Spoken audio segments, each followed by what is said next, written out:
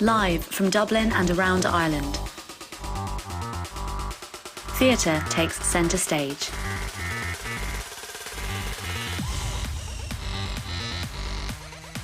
Streaming live and focusing on the issues. The art, the craft, the makers. News, hot topics, and artist features. From theatremaker.ie.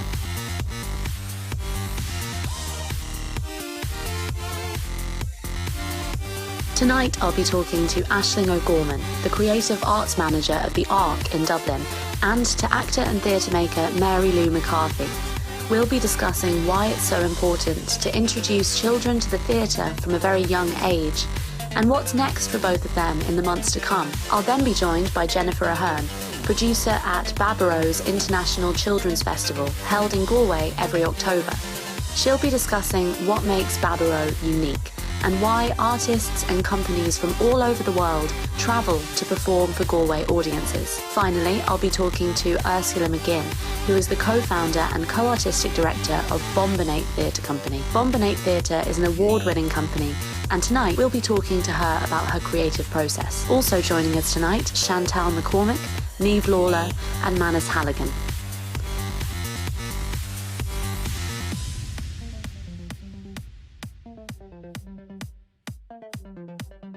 I'm Amy Kidd, and this is Stage Door Live for the 15th of July 2020.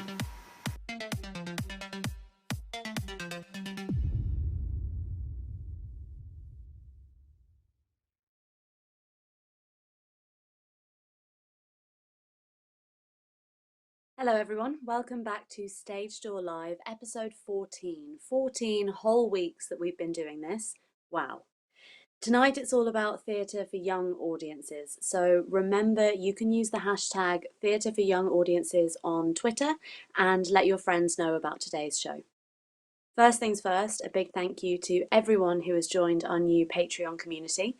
The last 15 weeks have been an amazing experience, and the support of our audiences has been invaluable. And of course, we've loved connecting with you, so please do check out our Patreon and just keep chatting away to us on social media because we love hearing from you. Let's have a look at the headlines.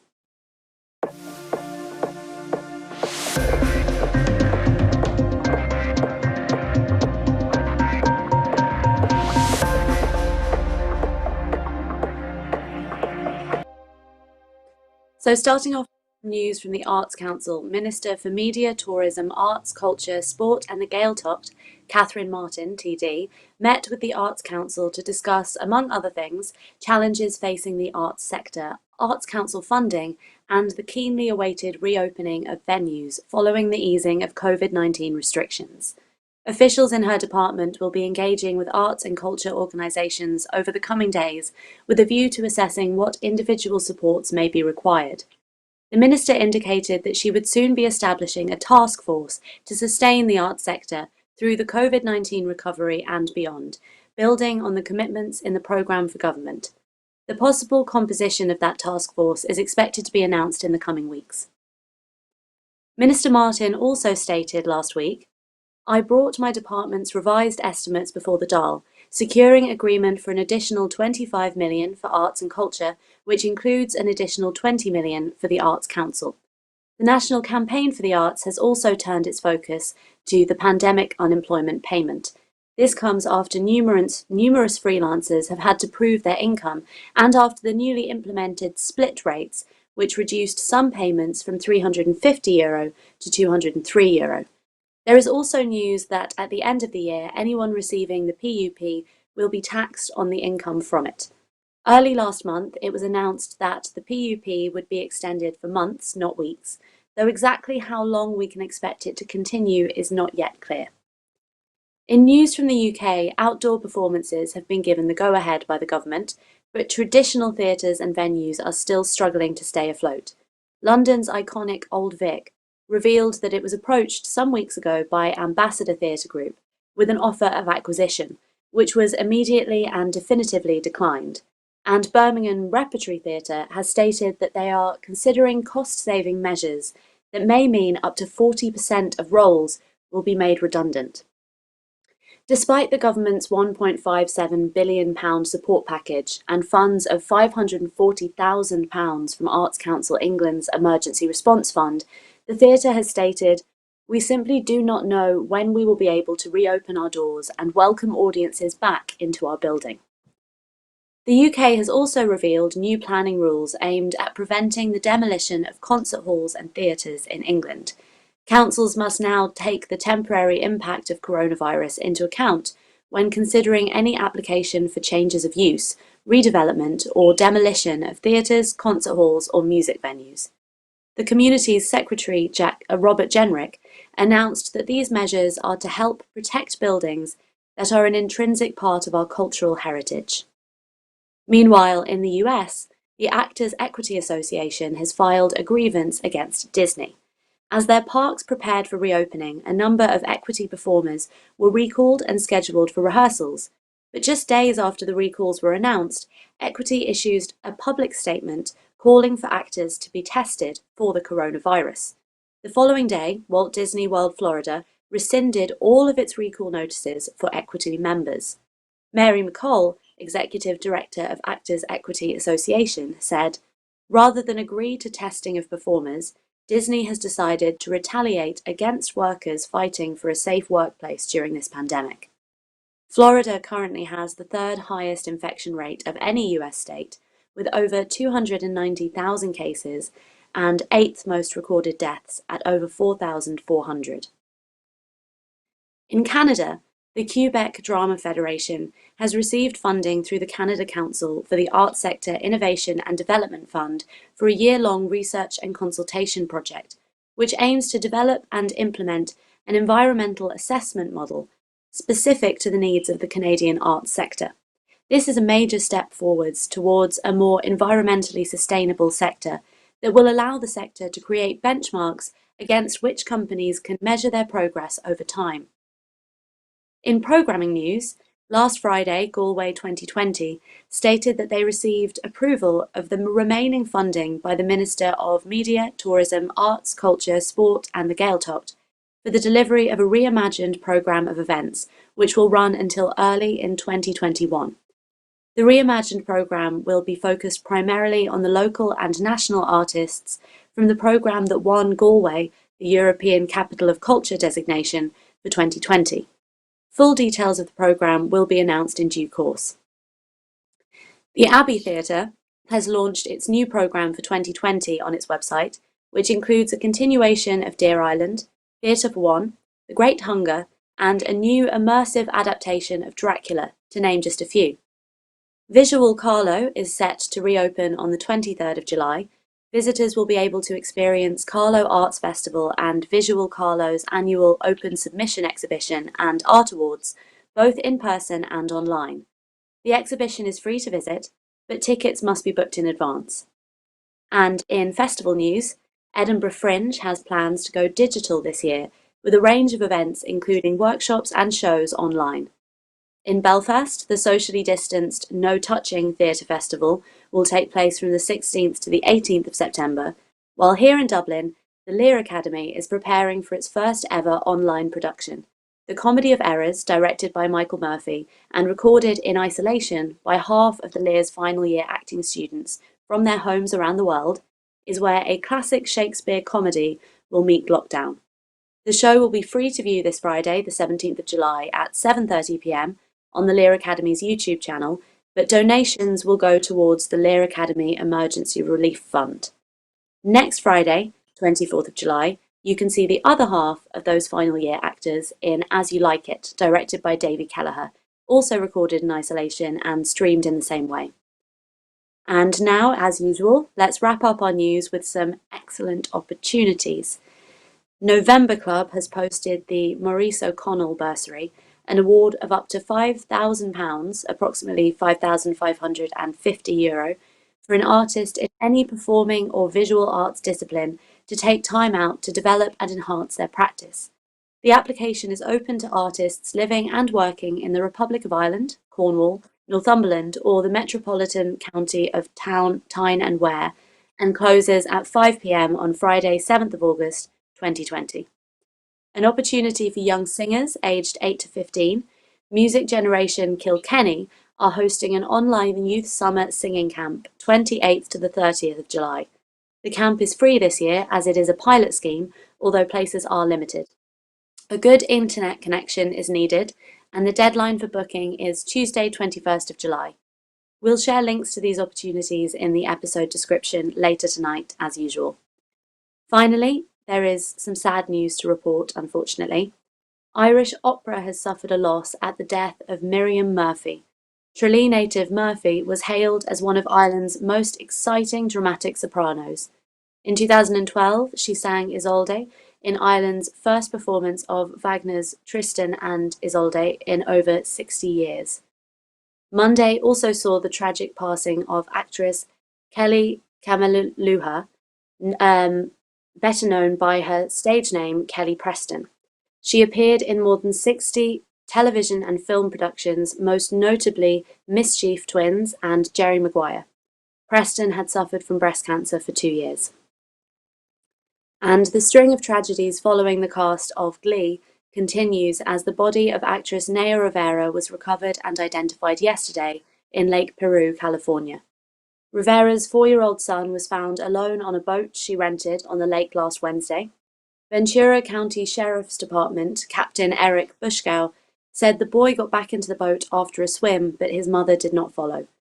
Ventura County's medical examiner said that Rivera's body has been x-rayed and a full autopsy has been performed, adding that the autopsy findings are consistent with drowning and the condition of the body is consistent with the time she was submerged. And that is all the news that we have time for this week. But for more theatre and arts news, check in with us tomorrow at theatremaker.ie for our weekly blog, The News That Didn't Make It, for all of the important stories that we had to cut for time. And if you think we missed anything, please do send us your press releases and suggestions to news@theatremaker.ie or DM us on social media. If you find value in Stage Door Live, please help us grow by letting your friends and followers know. If you're watching on Facebook, hit that follow button and give us a like. Take a moment to share this live feed with your friends and followers right now. If you're watching us on YouTube, make sure to give us a thumbs up, subscribe to our channel, and click that bell to keep updated on our new and exclusive YouTube content. Your support helps us continue these important conversations about Irish theatre now and into the future. Before we get to our hot topic, we sent some special little elves around to do a bit of investigative journalism. So let's have a little look and see what they found.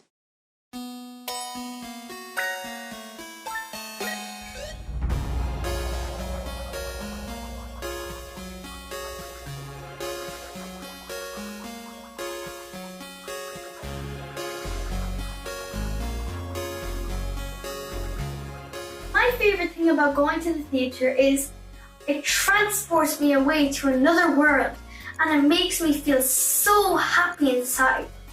I also feel so happy inside when I'm in a show or see any other show because I love seeing all the dancers and singers and the talented actors. My favourite thing about theatre was that in the lower act I got to sit down and watch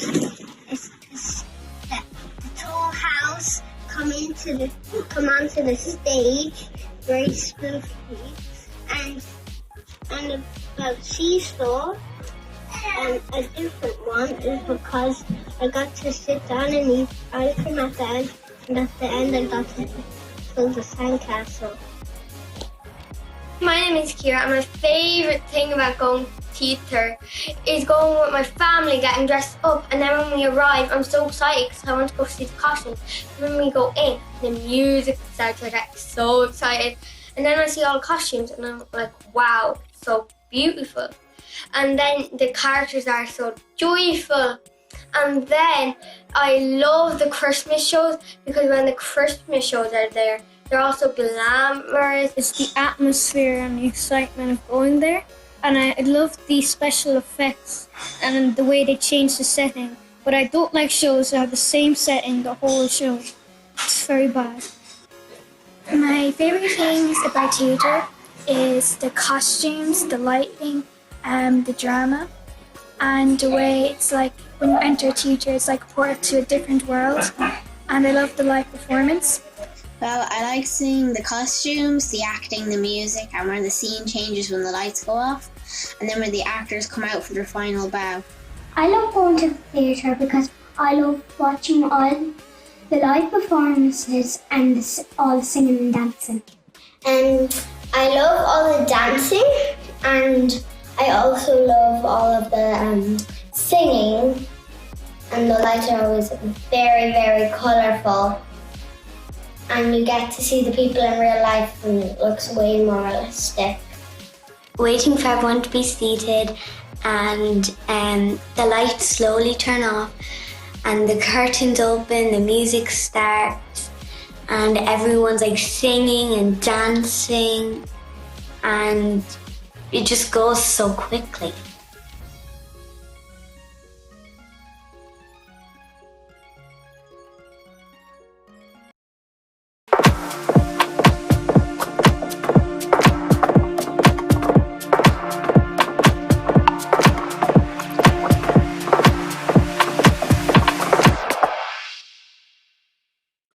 Now, my first guests tonight are Aisling O'Gorman and Mary-Lou McCarthy. Aisling O'Gorman is the Creative Arts Manager for the ARC, a dedicated cultural centre for children. With a background in writing and performance, she now leads across the ARC's multidisciplinary programme for children aged 2 to 12.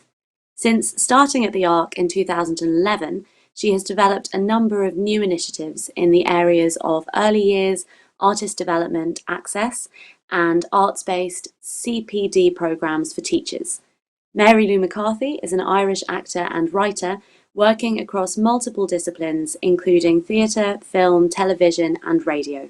She has a particular interest in the creation of innovative, engaging experiences for young audiences, and in 2020, Mary-Lou received a commission from the Civic Theatre Talent to develop a new work entitled The Dead Letter Office. Welcome to the show, Aisling and Mary-Lou. Hello. Hello. Aisling, how are you keeping? Yeah, I'm good, thanks. Thank you for having me on. Thank you for coming on. Mary-Lou, how are you this evening? I'm great, thank you, especially after those reviews from the children. Oh, they were so cute. Great, so I'm going to start with you, Aisling. Could you start just by telling us a little bit about your role at the ARC? Sure, yeah, so I'm the Creative Arts Manager at the ARC. Basically, my role is all about the programme. So that means that I'm constantly researching and looking to see what's out there, who's doing interesting work, and putting that together then with our own aims and objectives and the kind of things that we want to programme for children. Our age remit goes from 2 to 12.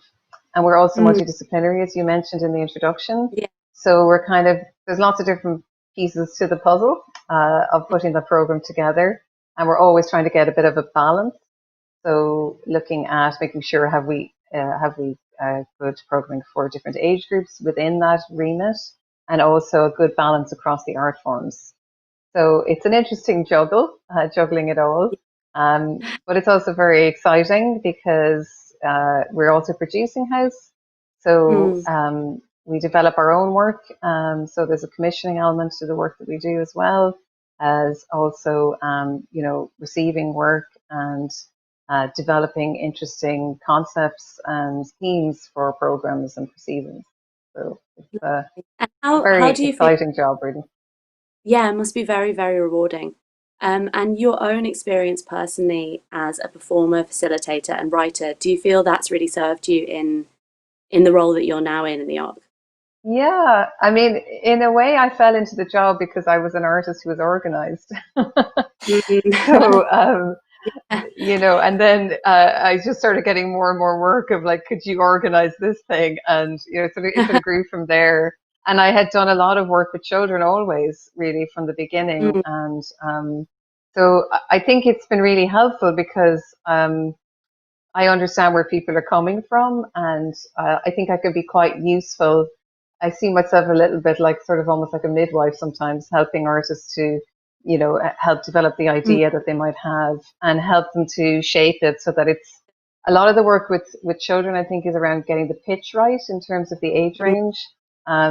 So I suppose maybe in a way much more explicitly than you have to worry about for an adult audience, you really have to think about your audience a lot when you're working with children.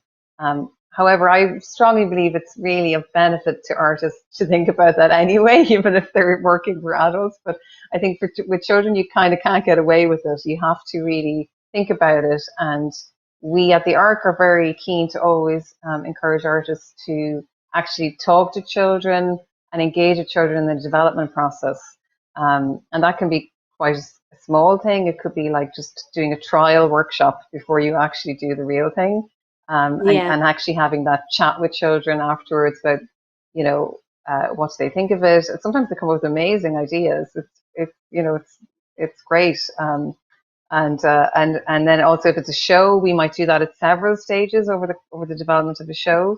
And that helps us figure out as well what is the really sweet spot in terms of the age group for this show, as well as improve it as we're going along. So I think that's really, really, really crucial in work for children. Definitely, yeah. And children are so honest. Yeah, they are. They won't sugarcoat it. And just with staying with the ARC for one more question, could you just talk a little bit about the programs and services that the ARC provides, and how you've had to adapt those to this current situation we find ourselves in? Yeah, I suppose like everybody else, it's been a huge challenge. Normally, most of our work happens in our lovely building, so it's happening live in a space indoors, usually, because it's the arts. Everyone is usually quite close together. Our building was designed for children, so it has a beautiful intimacy in it. It's not a particularly big building, which in many ways is great for young audiences because they're never far away from the action, and it definitely helps their engagement with any of the programs that we're running. But it brings huge problems, obviously, in terms of social distancing. So we're still working that one out. Unfortunately, our building is still closed, but we have transitioned to doing a lot of work online, which we're all getting to grips with, ourselves and the artists that are working with us on that.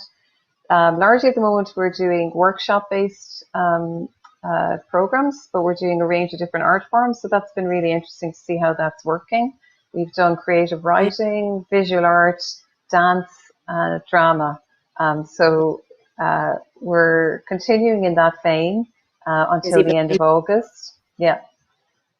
And so we've got some live workshops happening via Zoom. And then we're experimenting with a few different formats. One of our visual artists is, she's basically produced almost like a little mini course that parents can sign up for the summer. And they get an email, but it's very multimedia email with loads of photographs and little short videos to help them with ideas that they can do with, and this is for very young children between the ages of 2 and 4. So, so there's a few different things on the website. If people are curious, they can have a look. Lovely. Yeah, and we can stick some links on all of our streams and things to that as well. Lovely. I'll be back to you in a second, Aisling, I'm sure, but Mary-Lou, I've left you waiting there for a little while now. I want to come to you. Could you tell us a little bit about your passion for performing and devising for children's theatre, where that began, kind of how you got into it, and what it is you love so much about this kind of work? Sure, I'd love to. I was really lucky growing up and very privileged because our parents brought us to a lot of theatre. And I remember my first memory was seeing a ballet in Cork Opera House, not knowing what it was, but feeling immersed in this incredible, colourful world. And yeah, we saw puppetry, we were brought to Kirk shows, we went to the pantomime, the Everyman, and we just were immersed in culture from a very young age. And I think that makes a huge difference because it means that for the rest of my life, I'm used to going into a theatre building. I'm used to sitting in an audience to watching things. So that, I think, probably then started my passion for making work for young people, because you always go back to the time of why do I love this? And I always think back of those first formative kind of experiences of what I saw and why was it magic. And, definitely for me, it helped me understand the world in a different way. I was struggling in school academically. And when we were 10, the school, St. Patrick's in Cork, brought in a drama teacher. And suddenly my world opened up and I was confident enough to speak in public, and it was through drama. So I've always kind of been interested in it from a young age. In terms of theatre for young audiences, in 2012, I worked with the Abbey Theatre on a show called Me Malzer, which is a one-woman show about the character of Malzer, who's from The Plough and the Stars. And it's an adaptation of the actual play that tells the story of the 1913 lockout and the 1916 rising through the eyes of one of its most vulnerable characters, Malzer.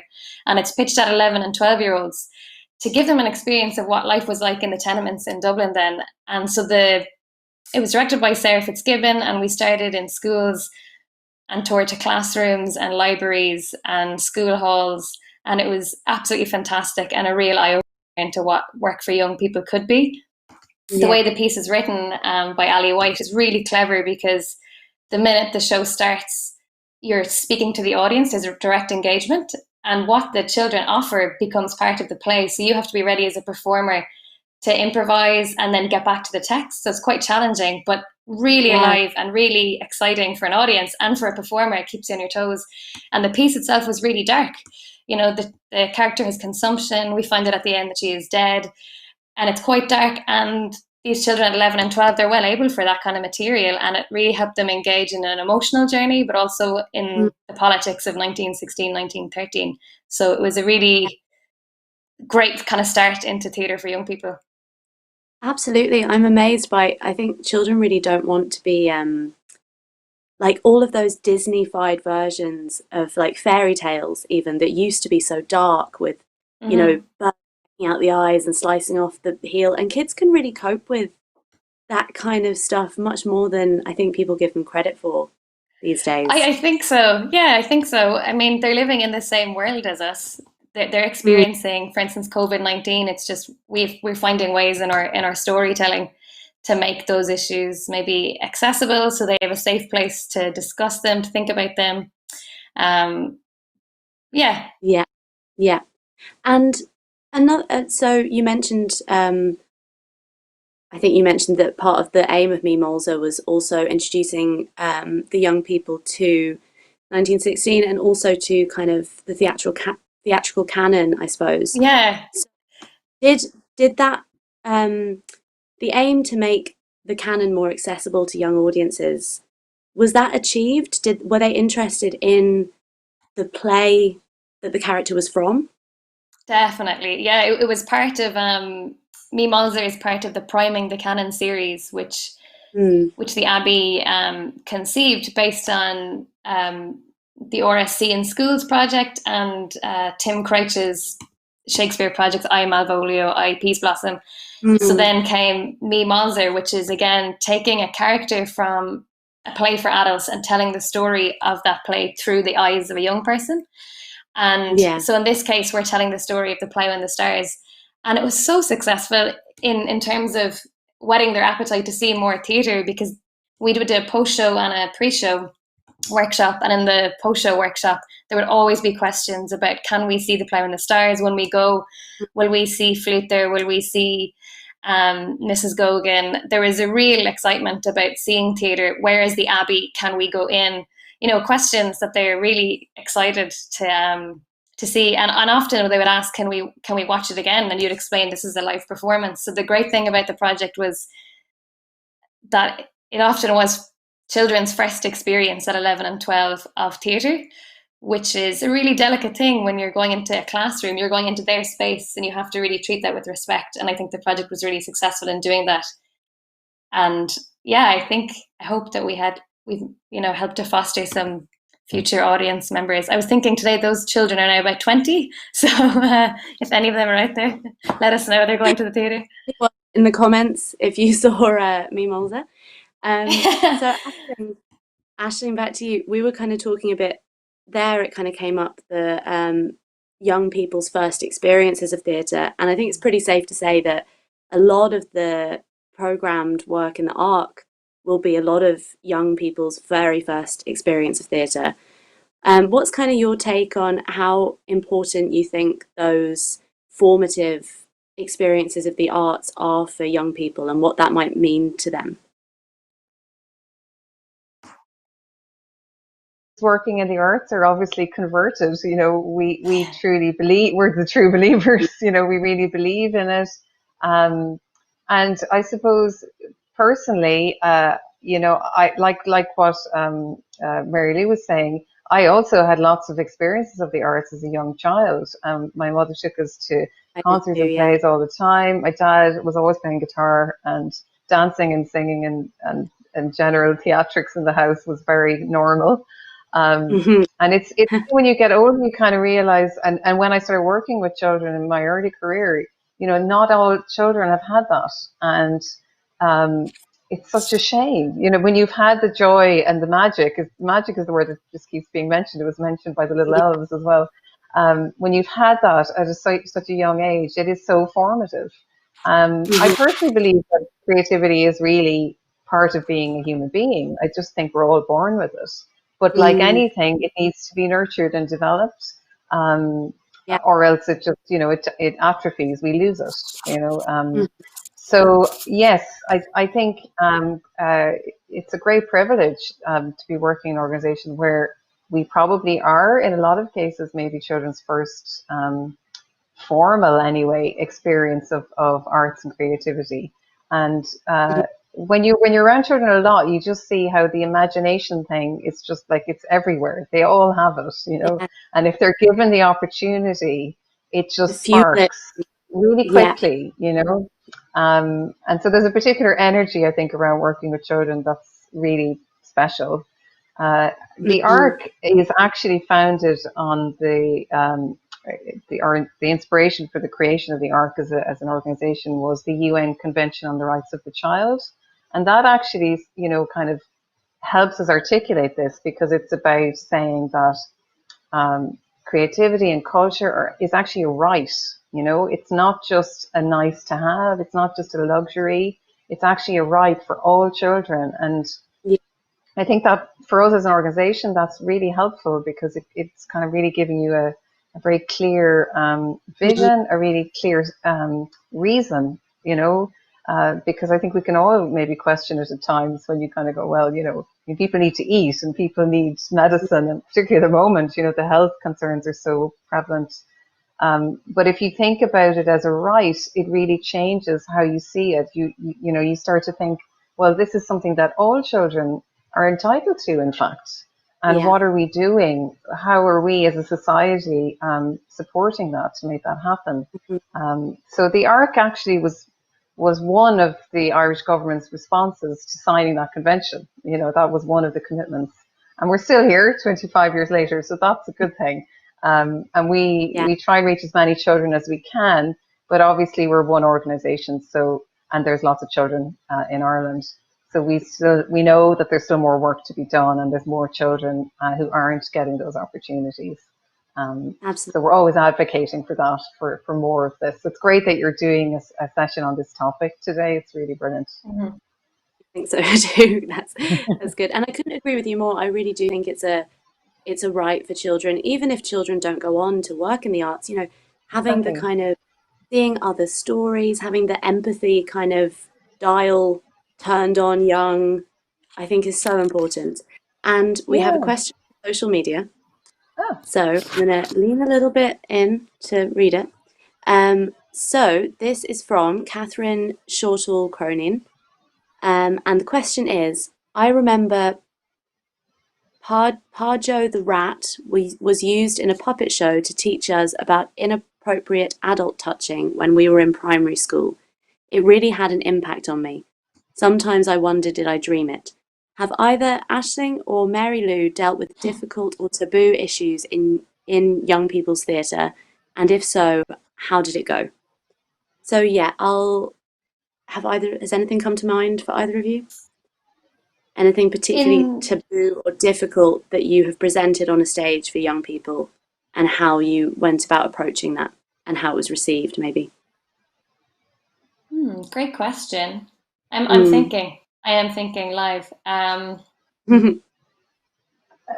don't know the work that she's talking about, but it does sound maybe slightly, perhaps maybe she was a bit young for it. Like maybe it wasn't quite appropriate for her at the time. I don't know.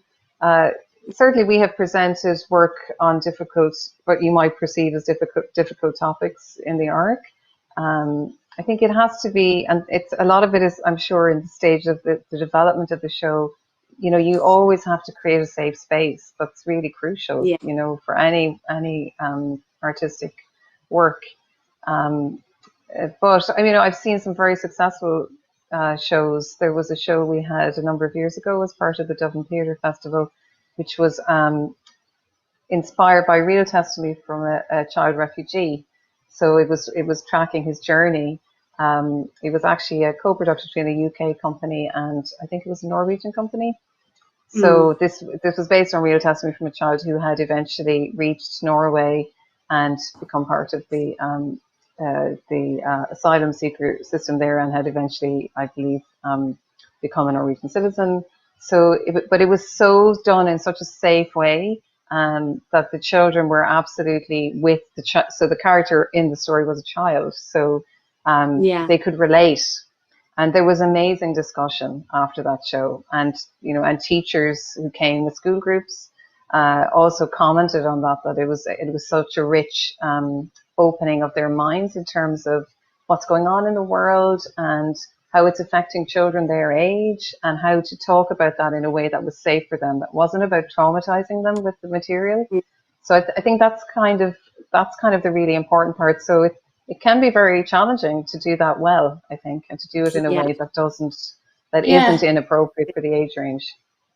Interesting. I would love to just touch on that question as well. So thank you, Catherine, for your question. Did you mean in youth theatre, as in youth theatres, or in theatre for young people? I'm not sure, but if you want to clarify, do. I was part of a residency called Push, which was funded by Creative Europe, and the ARC were one of the partners. And the whole idea behind Push was that a host of different partners from the EU came together to bring artists who work in kind of performance and dance together to look at subjects that are not generally addressed in theatre for young people. I suppose you could categorize them as taboo subjects. Some of them were about failure. Our one was about migration. So, I think it was 12 of us came together in Dublin at the ARC to research the topic of migration and to ask ourselves, can we make work on this topic? Do we make work? Why don't we? And it was really interesting. There was a really diverse range of thoughts on it. And actually that was in 2018. And now I've received a commission this year, as Amy mentioned at the beginning, from the Civic Theatre in Tala. And in the project I'm developing, there is a character who is a refugee. So I've been doing a lot of, I suppose, research about migration and displacement, and I'll be presenting that hopefully in 2021. We can talk a little bit more about it later. And otherwise, that's kind of as much as I've had experience of it so far. Catherine clarified. She said it was in a school for sure. So I think she meant kind of theatre and education within. Okay, and it was a positive experience for her, which is great. Yeah. Yes, yeah, sounds like it was, which is good. And to talk about a show which I didn't see, but I think I'm safe to say was probably not too dark or taboo. I'm staying with you, Mary-Lou, to talk about Bees Musical. Bees and Musical, yes. And actually, which was co-produced by the ARC and Wilfred. And maybe I'm wrong. Did that cover any taboo moments? I mean, I think it's important to have work that is darker for young people. So I think Catherine's question is really good. Did it cover taboo? The story of Bees and Musical is about Mel, a honeybee, who emerges from the hive and has no idea who she is, what she is. And it's her first experiences in the world. So she's the first time she experiences danger, the first time she makes friends, the first time she experiences loss. And within that, there are scary moments where you'd look out at the audience and they would be terrified looking. And then they would come with you in the next bit of the journey, which is she realizes that the monsters aren't there and that she's safe. So there was moments of that in work, which I think is really exciting, because even Erskine, one of the children at the beginning, he said, "Oh, I saw work and it was really spooky and I loved it." Like, children often quite like that moment where they're scared in a safe place when you have time to unpack it. Yeah. And Bees was a musical. I guess you could describe it more as it was really a fun kind of, there was dancing, there was singing, and it was a kind of foray into pollination and what it is. And it was a really interesting process because it was with the Ark, and Wilfrid Theatre co-produced the show, and it was for 6+. And in the first week of our rehearsals, we had botanist Jane Stout from Trinity College Dublin come in and talk to us about pollination and what it was. And kind of from that point in, we learned so much about bees, about pollination, and the dramaturgy in the show was incredible because all the science was exact. And it was a story of these 3 bees who meet and they go on a journey, and there's a beekeeper. And so we were getting, the children, I suppose, were getting the experience of what it might like to be a bee, which is always really interesting. They're getting a different perspective on the world. And it was also really fun. I mean, Jack Cawley was our sound designer, and he, you know, the bumblebee, he had some reggae music. There was loads of interesting interactions for the audience. Mark Doherty wrote the script, and it was directed by Sophie Motley, and both of them decided that within the show there'd be moments for live interaction, and again there was room in the text to go places depending on what the answers were. And Jack Cawley was really gifted at that, at taking on kind of suggestions, and as Aisling said earlier, you know, if children aren't enjoying a show, you know very quickly.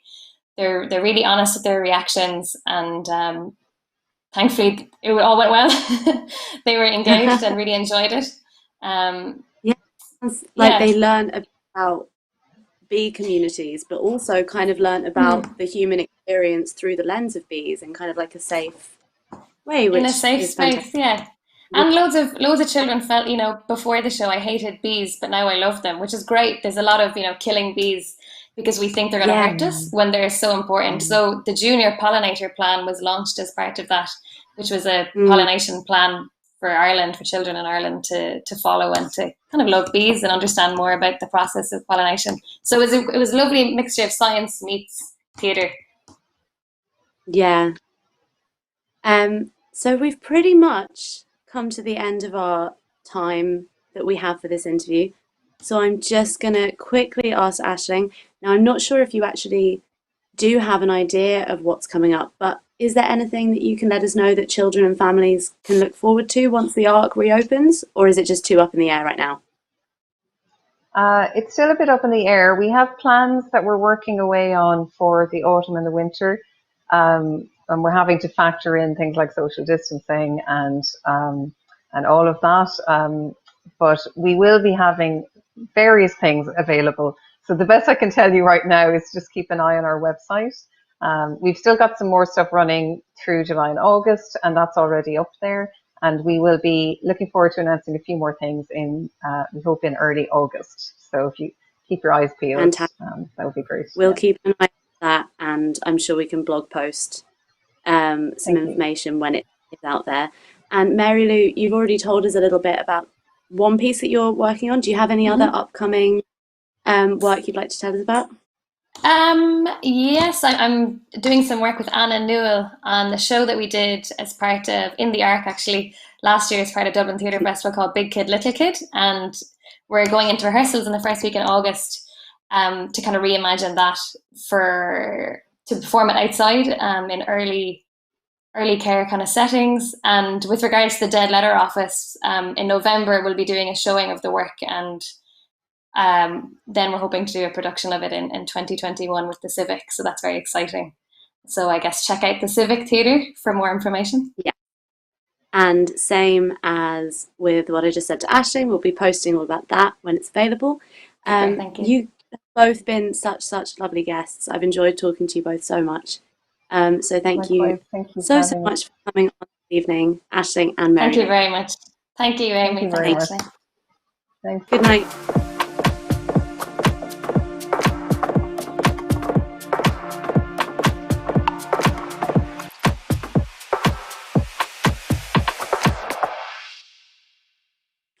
How lovely was that? Now we're delighted to have our correspondent Kelly joining us again this evening. Hello, Kelly. How was your week? Yeah, it was a busy one this week because I was the associate producer on this show. So it was my first episode in that role. I was delighted to put a focus on theatre for young audiences this week. And I had a fantastic conversation with Chantal McCormick, creative director and co-founder of Fidget Feet Aerial Dance Theatre. Chantal herself is a choreographer and aerial dancer from Donegal, and along with musician and media artist Jim Daly, founded Fidget Feet in 1998. Fidget Feet are the leaders, creators, performers and trainers of aerial arts in Ireland. They are also a company in residence at the Irish World Academy of Music and Dance at the University of Limerick. That is an awful lot to cover. So we'd better jump into the conversation with Chantal straight away. Brilliant. Chantal, it's an absolute pleasure to have you with us today. Thank you. It's great to be here. So let's dive right in. When did Fidget Feet first become interested in performing for young audiences, and how does the company develop and explore this kind of work? Yeah, so when we started back in 1998, we always were interested in making work that was accessible. So I went to the UK to train to be a dancer, and our first tour in Ireland, my aunties and uncles were trying to explain to their children what contemporary dance was, and it wasn't working. So I always had this heart connection that I wanted to make work that told stories and connected to with everybody. So we always mixed our shows with dance and circus and theatre, and we would always make shows that were kind of family based. So it wasn't until we got a booking from Baboró Children's Festival, and Lally Morris she was the artistic director then, she became my mentor, and we had made a show called Catch Me. And it was the first time that we really stepped into the world of making work specifically for age, for a certain age. So Lally really helped me and the company. She came to see the work Catch Me, which was based on Red Riding Hood and The Wolf. And she really loved the energy of it. And what struck her was, because we'd never kind of understood about ages or anything, we made a show that we would like children to see and adults to see, like their parents or their carers. And then she kind of helped us to figure out what age group that would be for. And then she helped and continued to help me to support us to make Elves and the Shoemaker. And we've got a great relationship with Baboró still. So we've always had this love of making work for young audiences. And also during the last recession, as a company, strategically, we made a plan that we would make like a trilogy, or that we'd really invest in our work for young audiences, because it's very difficult touring around rural Ireland and getting a lot of bums on seats. And we know that if we make really highly skilled work for young audiences, parents still need to take the kids to the theatre. So, we can do well in partnership with the venues. And then as a new mum, my daughter's 5 now, it's like, I just make work for her that she will like. As most parents in the arts will maybe tell you. Absolutely. And it's a very valid reason to make work for children. Definitely. So, yeah, you were mentioning there about making work for families, and, that was one of your main reasons for going into it. Not only do you make work for families, but you have a huge connection with the community, both while on tour and at home. In what ways do you reach out to the community, and why is it important?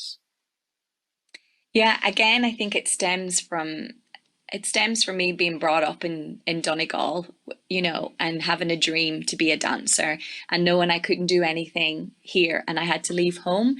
And then coming back home, it was always my desire, my love to come home to Ireland, be the first aerial dance company, and really connect to the local communities. It's like the arts and culture may not be the first choice of people in Donegal.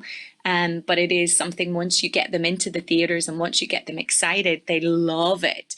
So it really has been a heart connection to me that involving the community is key for everything that we do. Like, we always make work for the audiences. So last year we produced a show called Bingo Wings, and that's an intergenerational project. And it stems from my memory of going to the bingo here in Donegal, where I am right now, with my granny and granddad. And my granddad called the bingo balls in Castlefin, and then my granny took me as her kind of lucky charm. But the reason why I wanted to do the show is because I had this memory of community, of being in this community hall with older people, teenagers, young people, really mixed together. And I wanted to create that again. So with Bingo Wings, we wanted to be intergenerational, that the audience were intergenerational, and that we would create residencies for old people and teenagers and young people to get them to do aerial, and we would invest in their experiences and their participation with the show and the residency, in the hope that they would get energized and excited about the show so that they would come and see the show. So a lot of our community engagement is really audience engagement as well, because I feel that sometimes, even still, if you say circus or dance, the you know, for the community to really understand what that is and really take a chance to go and buy a ticket. But if they're physically, emotionally invested in the project, then they're more likely to come and see the show. And then as long as you get them to the theatre, you know, you entertain them or you touch their hearts. And that's basically what we strive to do. Fantastic. So your connection with the community then, actually, it influences your work? Yeah, completely. I think that's the joy of the work for young audiences, is that you know, it's not about me as a choreographer or creator. Like, I'll have ideas and things that I'm excited to make, but it's really for the child or for the parents that are coming to see the work. So what I love is, during our research and development stages, to involve some of the young people or the schools. So when we created Elves and the Shoemaker, when we created Hatch, which is another show we just produced last year, we always get the children to come and see the work as we progress it, and they give us feedback. So it's really important to get their voices and their feedback, and then as choreographers and performers, it really then feeds us. And that's the excitement as well, is the work that we make, taking it to different communities all over the world. Like, we managed to get a gig in Greenland, and we're performing Strange Feathers, which is an Icelandic collaboration. We're performing this in the middle of Greenland, who'd never seen anything like it before. And me and the co-choreographer, Tina, we're sitting in the audience, not watching the performers, just watching every single individual child and just seeing their faces, just see something like this for the first time. So making work for young audiences, that's what feeds me, is also taking it abroad internationally and just seeing how the children and the adults like respond. It's just heaven. Can you talk to me a little bit about Fidget Feet's home, the Irish Aerial Creation Centre, how it came about and why it's so important for Fidget Feet to have a permanent base? Fidget Feet, we were resident company at the Backstage Theatre in Longford for about 5 or 6 years when we moved back to Ireland. So when circus became a recognised art form to the Arts Council, then it meant Fidget Feet, we moved home around 2008 or 2009. And also we had connections with Shawbrook. It's this paradise place in League and in Longford. It's a dairy farm that's been converted into a dance place. And so Annika and Philip, 2 years prior to that, booked us to do a crane show. And then whenever they knew we wanted to move back to Ireland, they offered us a residency. So we moved in with them. And then I just fell in love with the area, and we rented this massive farmhouse. And then I came up with the idea that we needed a creation centre, as you do, you know, just make life even more difficult. But the real reason for doing it was because as Fidget Feet, we were so supported by so many venues around Ireland. They would offer us free space to rehearse and create work, as well as tour. But what ended up happening is, you know, because we're making circus, it takes a long time to rig all the ropes and the set and all of this.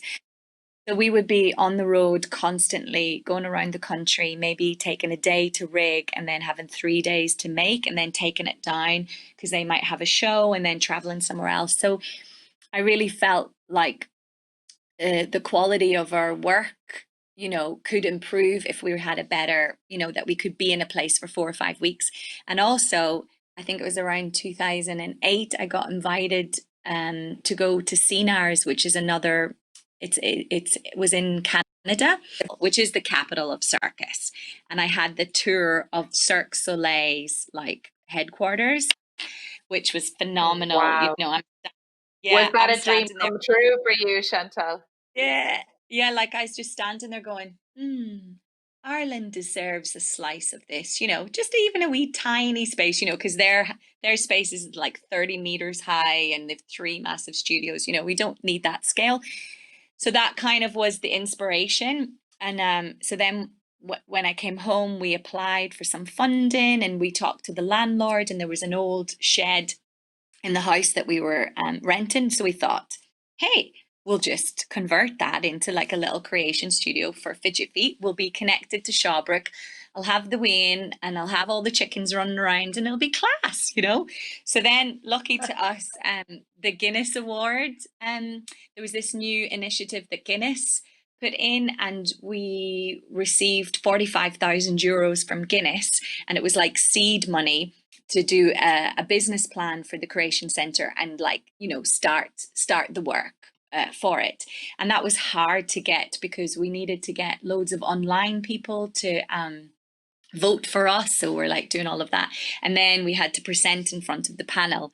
And it was a hilarious moment because I had Adam O'Keefe worked with me at the time. So Adam and Jim, my husband, and the other half of Fidget Feet, was the 3 of us. But prior to that, it was only going to be the 2 boys. I was going to just send the 2 boys. And my friend Lucy was like, what? You need to be there, Chantal. You are the heart of Fidget Feet. You are the passion. You need to be there. And I was like, oh yeah, okay. So then I said to the rigger, Lee Claydon, who works with us, I said, okay, I'm going to be a day late for the gig because I'm going to do this. So anyway, the 3 of us are there and we're so good to the panel. And then the panel asks me this question. I'll never forget it. They basically said, so what happens if we give you the award and the landlord doesn't allow you to do it there, or it doesn't work in Longford? And I looked them in the eye and I said, that doesn't matter.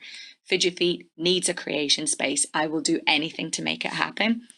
And little did I know that that's exactly what happened. That as soon as we got the money, the landlord got cold feet and basically said, it's not fair on you and it's not fair on us, for you to invest all this money in their land in case they have to sell it. So then I'm like, damn, my whole dream is ruined, and then the pressure was on to find this centre. And so many times I was like to Adam, my general manager, can we just not give the money back? Can we not, and he's like, no. And I was like, oh God. And then luckily for Fidget Feet, Micheál O'Sullivan, who's now passed away, but he ran the Irish World Academy of Music and Dance in the University of Limerick. And we were resident company there. And people were like, oh, are you moving to Limerick? And I'm like, no, we'd never move to Limerick. But anyway, I was there making the second coming, and I was trying so hard to try 100 different places in Westmeath or Longford. And when you're really in tune and you're really in the flow, the universe offers you little hints. And I just suddenly went, ah. So then I said, Micheál, if we moved to Limerick and got a warehouse near the university, could we teach your students? And he was like, okay, when do you need to know by? And I said, 3 weeks ago. He said, okay, give me the weekend. And then he contacted me at the weekend and said, yes. And that was basically the turning point. I mean, him saying yes just opened up all of these possibilities, because then we had a university for a partner, and still the University of Limerick is a huge partner for us. I'm not sure if you're aware, the University of Limerick now has the first female president of a university in Ireland. Oh, wow. And she's on our board. So we're still very highly connected to Limerick. And so then me and Jim basically moved to Limerick, hired a house. We hadn't even found the warehouse space, and we're like, this is our new life. got pregnant, and then we opened the Creation Centre, and we have been there 5 years, and we're partnered with the Limerick City and County Council. And when we moved, it was the Limerick City of Culture, so it was a perfect time. And the Arts Council has been very supportive of us throughout all of the time for the Creation Studio. So we've got a warehouse space, and the Creation Studio is a separate business to Fidget Feet, but it's Fidget Feet's home. And we also have a capital grant from the department, €700,000, that we're currently doing a new feasibility study, a new business plan, which is very ironic during the COVID-19, where no one knows what's going to happen. We're signing a 22-year lease, and we're hoping that next year we'll start the building work, the renovations inside the warehouse space. So not only will Fidget Feet have a home, which we've had for 5 years, but it'll be a warm home. And it's very important. Yeah, and we do lots of things there. We teach the university, we teach the kids, and Fidget Feet and loads of international people and Irish people have residencies.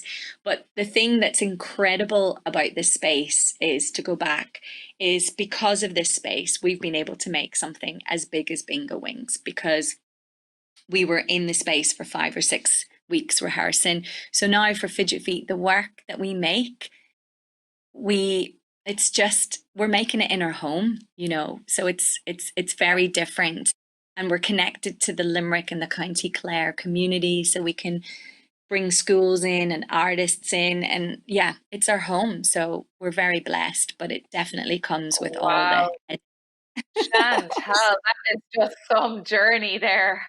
I was holding my breath at points when you were telling me. I was like, but did you get a home? Did you get a home? Yeah, and you have your home. We did. And you have it for 22 years. That's amazing. Well, that's just a gift. Yeah, before this call, that's who I was talking to, is the Creation Centre solicitor. So we're nearly there. But the other thing I didn't tell you, which is hilarious, Fine. Yeah, the Patricia McBride, who runs Mary-Lou Theatre here in Letterkenny, because when I was telling them about it, she was like, because I was saying to her, oh, I want the Creation Centre in Fidget Feet, and I want to get pregnant, and and she was like, Chantal, you can't stay, you can't stage manage your life, you just have to get on with it. And then, I swear, hilarious, February 2015, I'm in the hospital giving birth to my daughter, and the Creation Centre opens teaching the university students. So it has been crazy. I blame Patricia. Wow. So you had your 2 babies looked after then in February 2015, the Creation Centre and your lovely daughter. Amazing. No, it's crazy. But I really, like, in my heart, because I'm so passionate about aerial dance in Ireland, and giving opportunities to people, like when I was young in Donegal, didn't have those opportunities, to always make it easier for people. I just feel that I've been given this opportunity by the money from the department to make something good for the aerial sector in Ireland. And I just feel like I can't drop that, even though it's been really, really stressful and really, really difficult. I just feel to lose this department money would just be terrible for us as a sector. So I really want to invest that. And that's kind of what I feel. Well, Chantal, I feel like I said the word wow 1,000 times throughout that interview, because you kept wowing me, honestly, with all of your amazing ideas.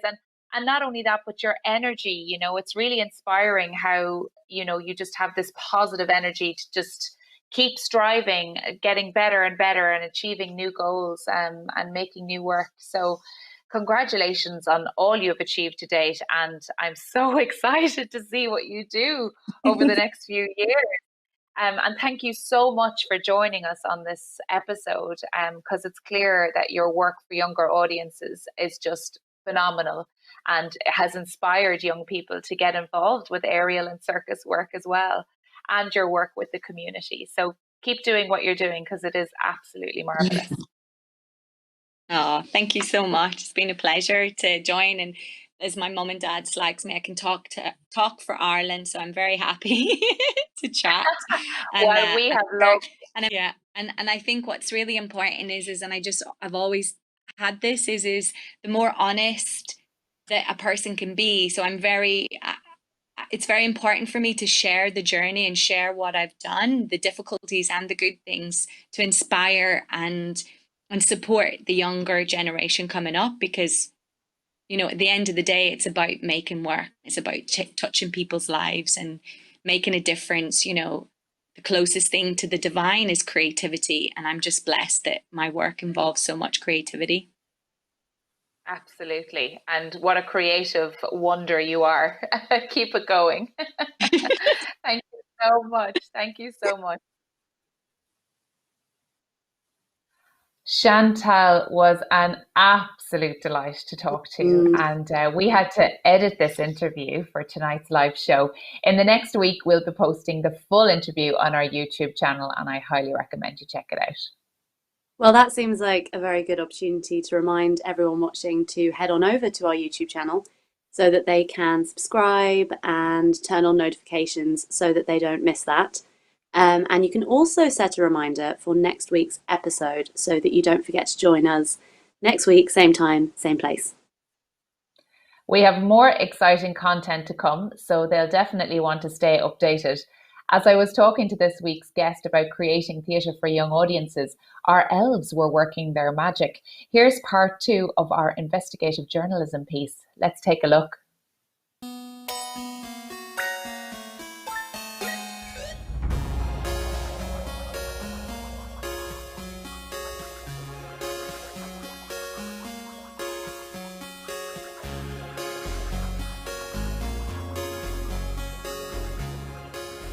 The best show I've ever seen has to be the West End's performance Lion King.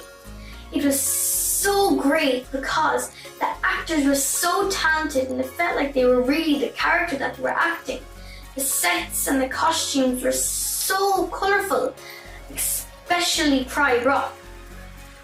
My favourite show would definitely be Les Mis because it's emotional, it's spine-tingling and it's very atmospheric, and it tells us stories about past events that happened in the form of songs. My favourite show was Alice in Wonderland because I loved all the characters and the music, and I loved all the costumes.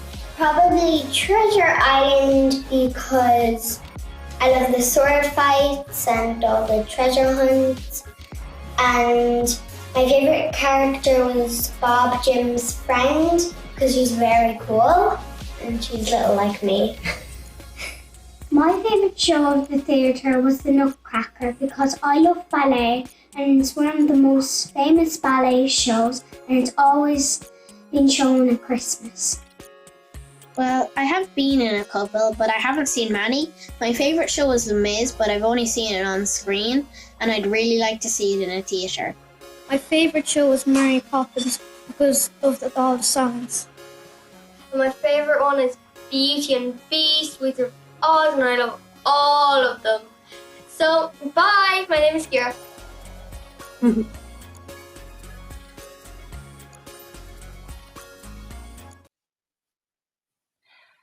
Thank you to our elves for their hard-hitting journalism skills. Back to you, Amy. They are fantastic, as are you, Kelly. Thank you very much, and I'll see you soon. See you soon.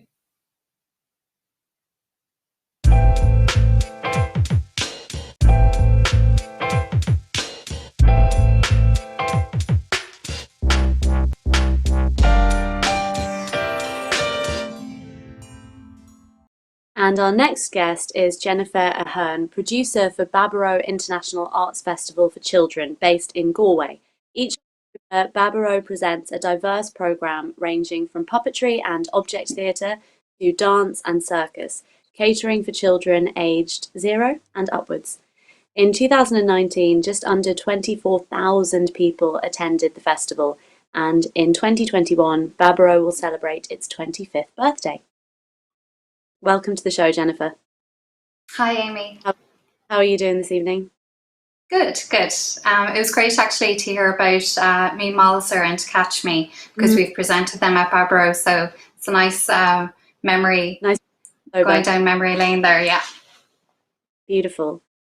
So you actually started working with Baboro as a festival volunteer, and now you're a producer.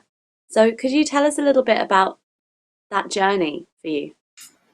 Yeah, so after college, I actually worked as a technical writer, so it was totally different, and it was something I kind of fell into. Wasn't particularly the area I wanted to be working in, and I've volunteered with a lot of different arts organisations around Galway, like Court and Druid and Machness, and I really wanted to get into arts admin. So I just wanted to get experience wherever I could. A position came up with Baboró where they were looking for office volunteers. So I started going in. I was still working as a technical writer. So I would go into work kind of early in the morning, leave early, and then kind of skip over to Baboró to work there for a couple of hours. And I just absolutely loved it. I really felt like I was doing something that was helping this organisation. And then the festival came along in October, and I worked as a steward during that. And it was my first experience of theatre for young audiences, and I was just absolutely blown away by the work. The first show I worked on was a show called On Off by Lawlor, and I was just absolutely amazed by these little toddlers, like a 2-year-old sitting on his mother's knee, just absolutely captivated by the actor, following every single move for 40 minutes. And it was just incredible to watch. And I always remember the highlight of the week was going to see the show called There's a Rabbit on the Moon. It's a French show. I won't butcher the title. But as part of it, we had to put on pajamas over our clothes and go through a wardrobe to the other side, to this other world. And as a child, I was obsessed with The Lion, the Witch and the Wardrobe. And you spend so much time in the wardrobe, touching the walls, trying to get through to Narnia, thinking I might get there someday. And here I was 30, and I was like, oh my God, I'm actually going through to Narnia. So it just opened up this whole world of imagination, and I just thought it was incredible. So I was lucky that I kept volunteering in there, and then a position came up as administrator. So I absolutely jumped on it, and I was delighted when I got the job. And at the time, the artistic director was Lally Morris, who Chantal referenced earlier, and Tina Cunningham was the general manager, and they were two incredible, strong women who I learned so much about theatre for young audiences from, and also just how to run an organisation. And it was incredible working with them. And in 2015, Aisling Nahoka joined the organisation as the artistic director, and again, another incredible woman who I've learned so much from over the last few years. And very sadly, Tina passed away in 2015. So at that point, I became acting general manager, and we then did a sort of restructuring of the organisation, and I became producer at that point. So a bit of a journey, but I was really, really lucky. Yeah, quite a journey. And can you tell me a bit more about your role, your current role as producer within Baboró, and what kind of work you do, what that kind of involves within the company? So producer is kind of like a catch-all title for lots of different jobs, sometimes the stuff nobody else wants to do. But I look after the budget, so the overall budget for the organisation and the programme budget. I work basically beside the artistic director to make sure that we present as good a festival as possible. So I also oversee the production of the festival, so all of the different elements, like liaising with the artists to do up contracts and set times and all of that, and organise travel and accommodation. I also look after the box office and just all of the staffing for the festival. Lots of different kind of things fall under my title. And we also have an artist development program that I work on. So kind of throughout the year, we're also running several kind of programs under the umbrella title Grow. So we have a festival mentoring program and a Pathways to Production program as well.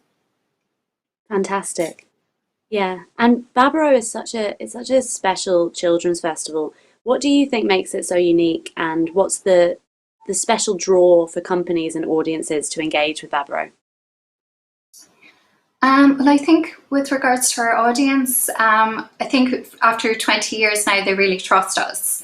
You know, I think they know that when they're going to Baboró, they're going to hopefully have a really special experience.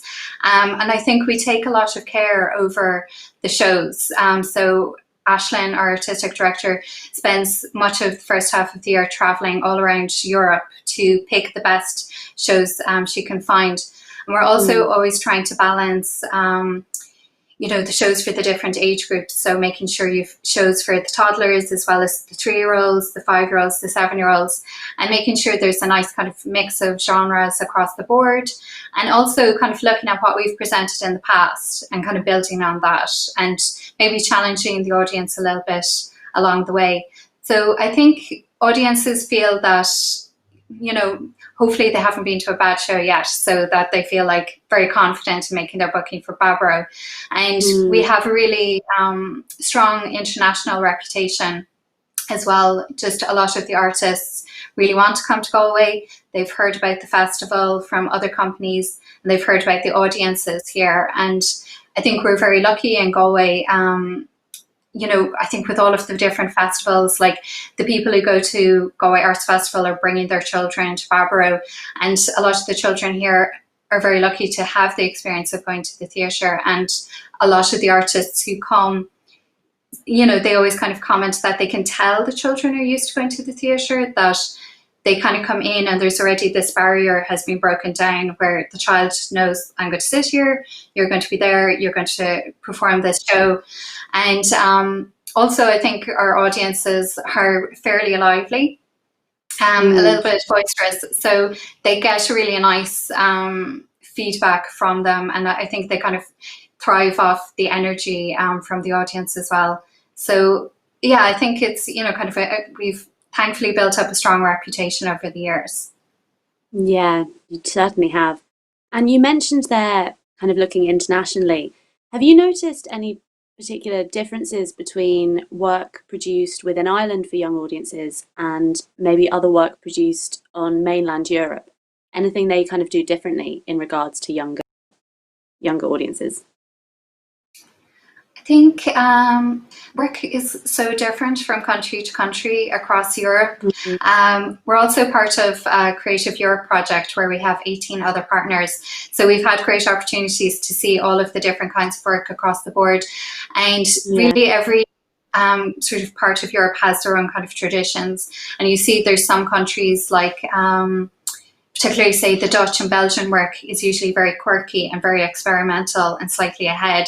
And then other countries might have more traditional work. So I think it's really interesting to see what's going on across Europe. And I think it's really good for Irish artists to be able to see that as well and hopefully pick up, you know, some ideas or, you know, kind of see how people are kind of pushing the bar a little bit. But I think Irish theatre as well is starting to garner a really strong international reputation. And we're very lucky that we have a lot of international delegates come to the festival, especially to see Irish work in the hopes of presenting it at their own festivals.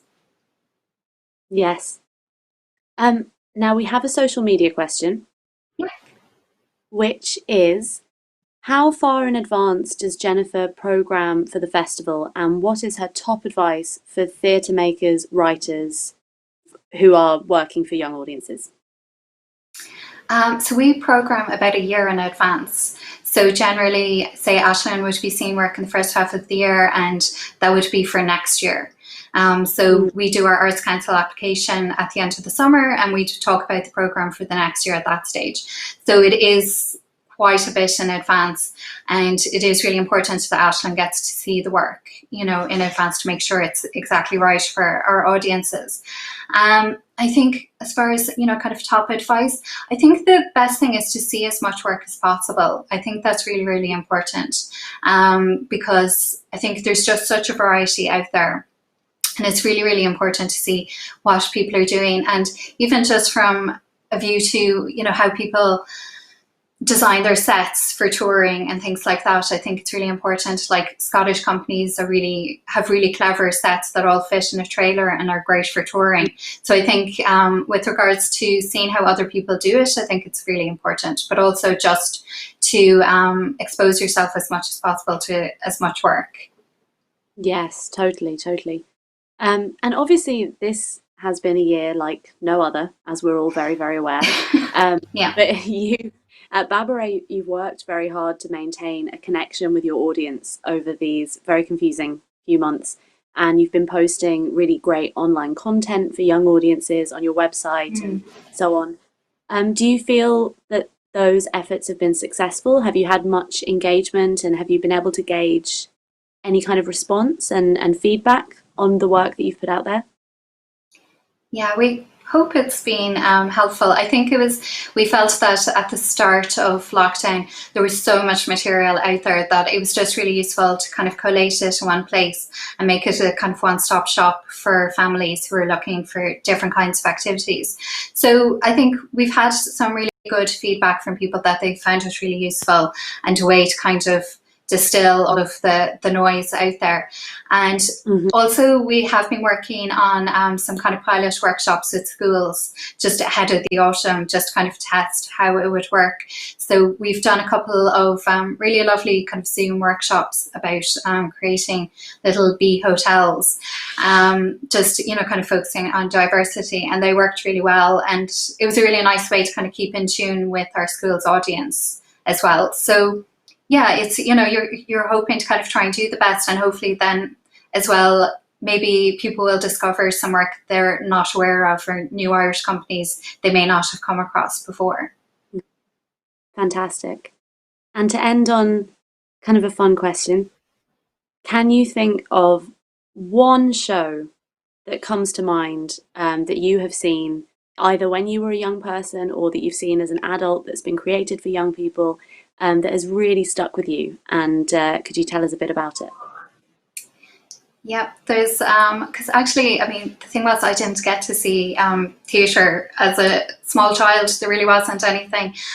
So I think I was like 17 before I got into theatre. So makes me appreciate this all the more and think how lucky children are to have Baboró.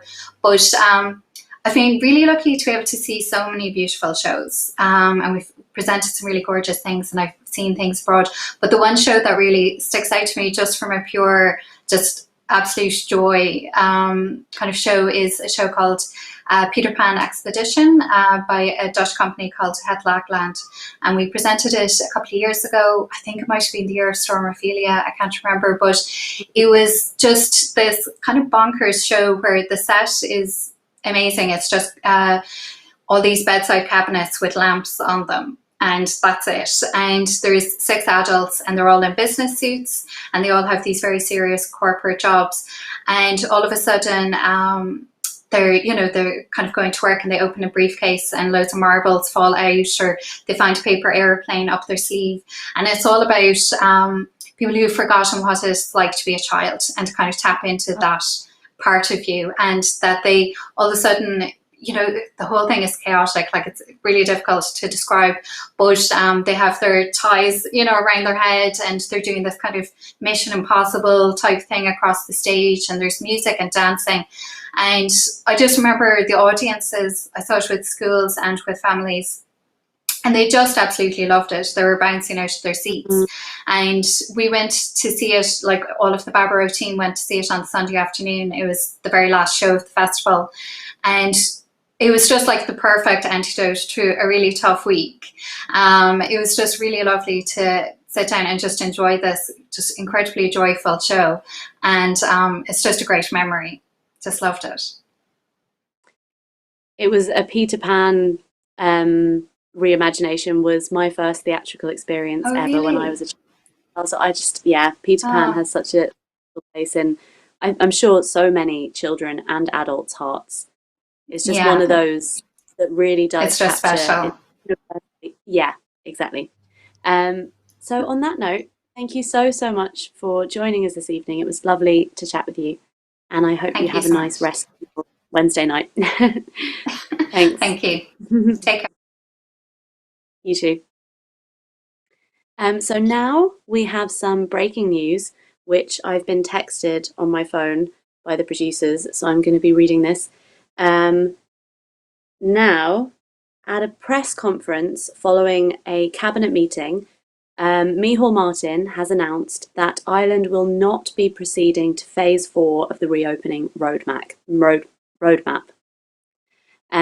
Face coverings must be worn in all shops and retail settings.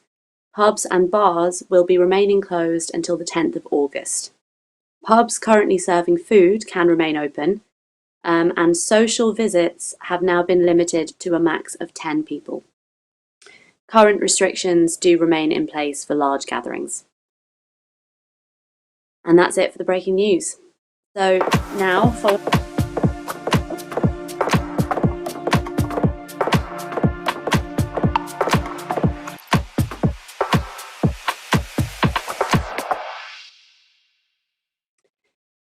Now we have a special treat for our audience tonight. Our friends at Pooka Puppets, joined by their founder and artistic director Niamh Lawlor, are going to share a little bit of what they've been up to recently.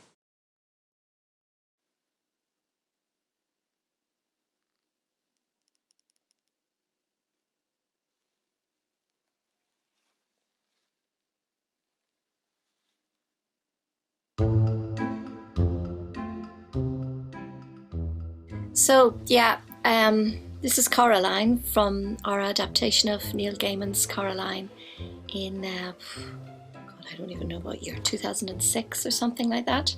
We've done shows for children, for adults, for young adults. And recently, during lockdown, I've been doing a lot of work online, which has been great actually, because I've been making a lot of films of workshops that would otherwise have been ephemeral up till now, so it's quite nice to have records of some of what I do. But there's been a lot of live interactions as well. I did a tabletop making puppet workshop right at the beginning of lockdown. That was the first thing I did actually, where I finally had a chance to offer some of the adults who'd been asking me for workshops making puppets. I offer them a little workshop series, and I really enjoyed that. This puppet nearly got finished during that. I made a shadow puppet workshop for Nina Children's Festival Online. I made some sock puppets for Dublin 7 Educate Together School for part of the Creative Schools initiative. So hello, I am Zuf, and I have been communicating with the children on the spectrum on Earth online recently for some research and development for my planet. Yes, and it has been very, very interesting. Sometimes the children talk to me, and sometimes they play with the bear, and I'm allowed to watch the games. Very interesting. And sometimes the old tiny puppet old woman tells them stories that they like to hear. It's very good fun. Yes it is. Zoof on Zoom. Now,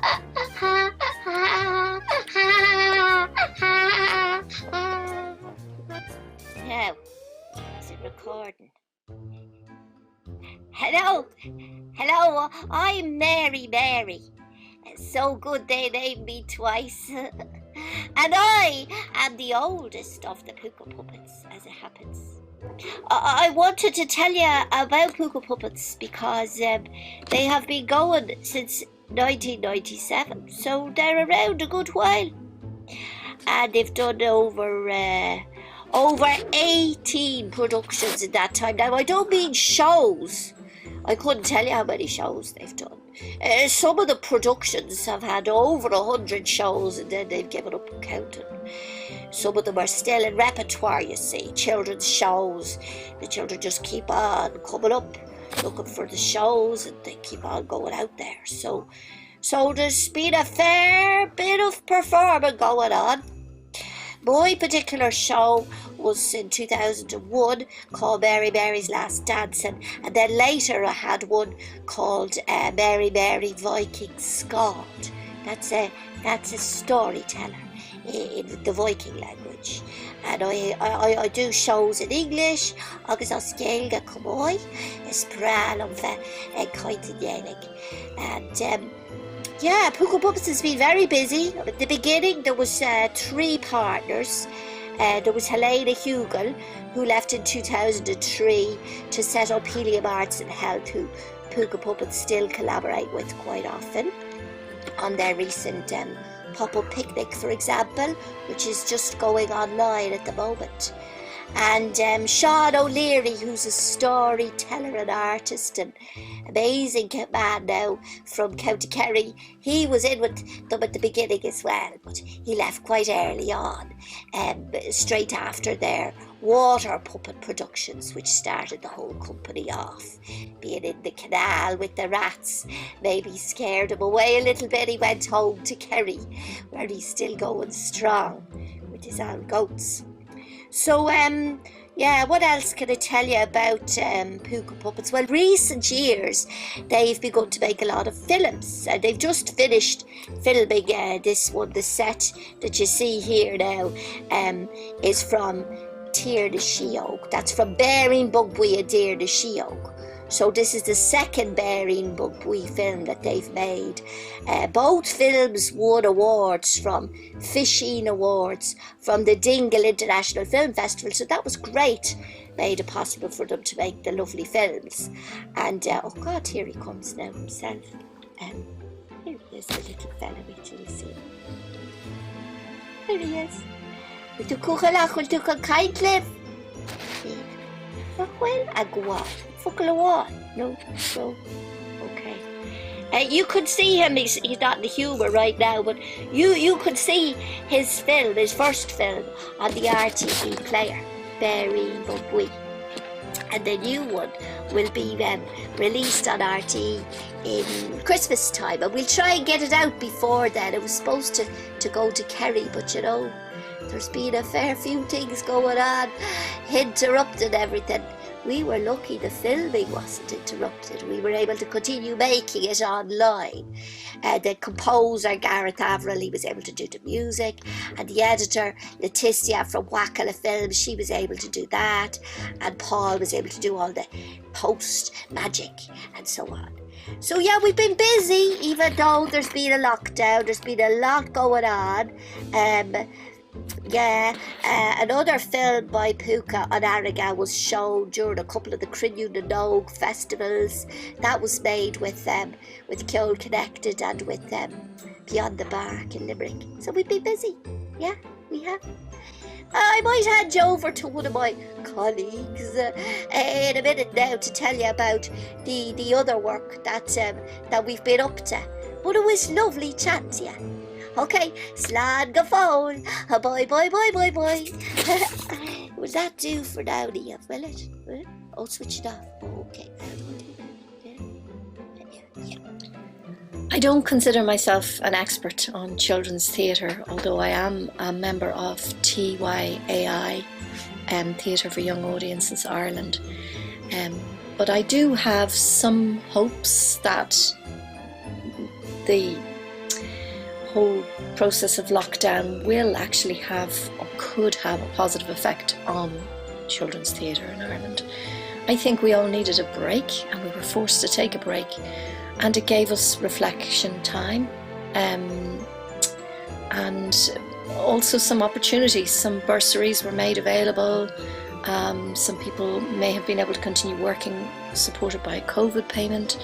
So even though a lot of us lost a lot of work in performance, live performance, something else was given to us, and I'm hoping that it might add something interesting to the mix. I do think that people will be keen to get their children into experiencing culture in ways other than through a screen. So I'm hoping that they will bring their children to live performances, maybe even quicker than adult theatre would be attended. But it's very hard to tell what will happen, and it's hard to know when that might be possible. Already people could perform outside for children, and already now theatres are beginning to open up for small audiences, so that works well for children's theatre, because sometimes it can work best in a more focused environment with a small audience. So yeah, in the meantime, I'm doing a lot of work online still, and growing some new shows both for adults and for children through my my Wonder Puppet bursary from Dún Laoghaire Rathdown County Council. I think you will meet Zoof talking about that, and my work for adults. So I'm doing an object piece about mourning and inheritance and traditions of the Banshee and so on, with object theatre. So I'm working on that as well. So plenty going on. Fingers crossed we can all get back to work and enjoying theatre healthily soon.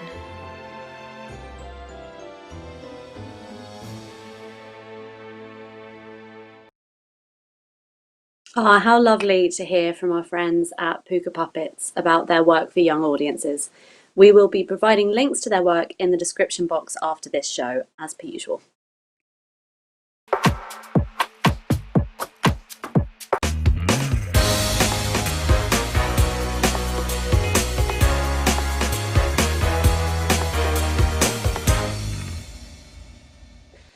And now our final guest this evening is Ursula McGinn, co-founder and co-artistic director of Bombinate Theatre.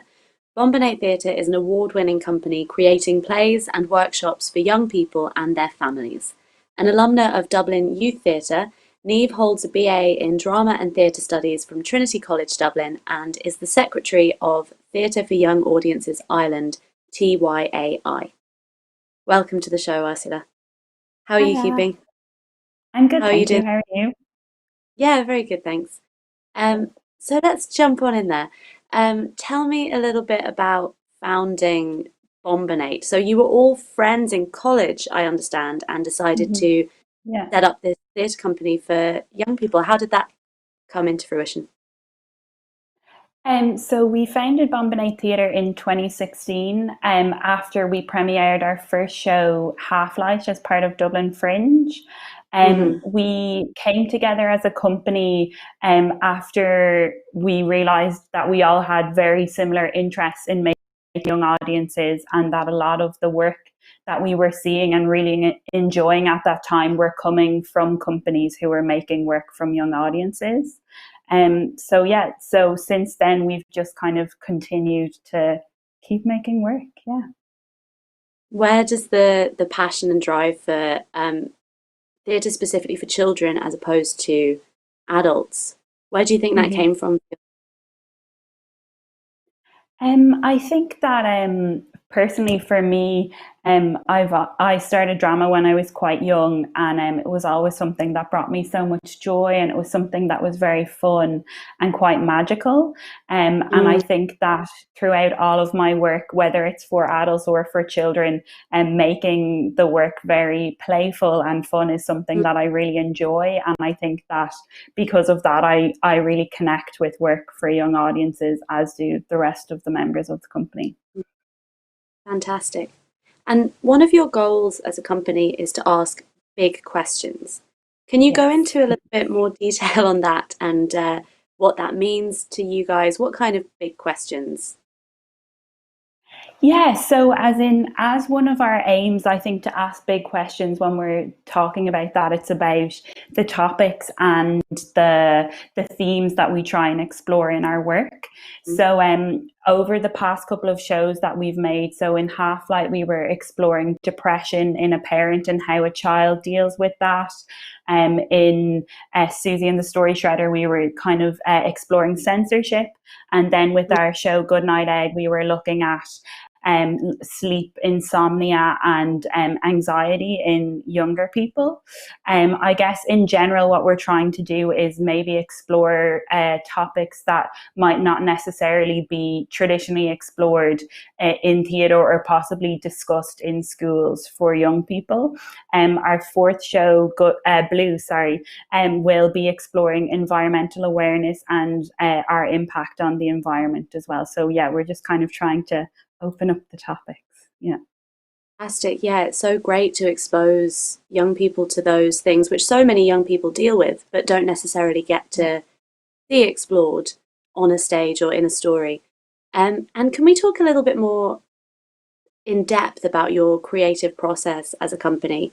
Kind of how do you all decide what idea, what piece of inspiration you're going to bring to the stage?